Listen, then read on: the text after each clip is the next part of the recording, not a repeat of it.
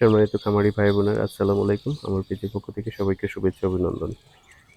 আজ আলোচনা করব জিঙ্ক, অ্যামাইনোভেট এবং ইসিএল নিয়ে। দেখুন আমার হাঁসের বাচ্চাগুলো কতটা চঞ্চল এবং সুস্থ সবল। আমি আমার হাঁসের বাচ্চাগুলোকে সপ্তাহে 2 থেকে 3 দিন অ্যামাইনোভেট, জিঙ্ক ও ইসিএল খাওয়াই।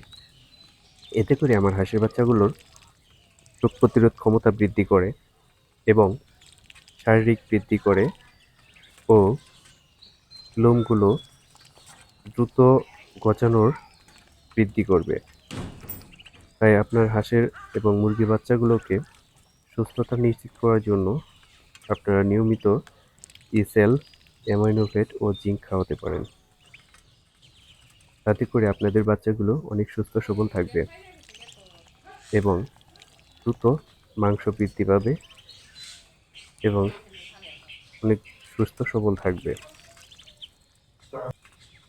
ধন্যবাদ সবাইকে।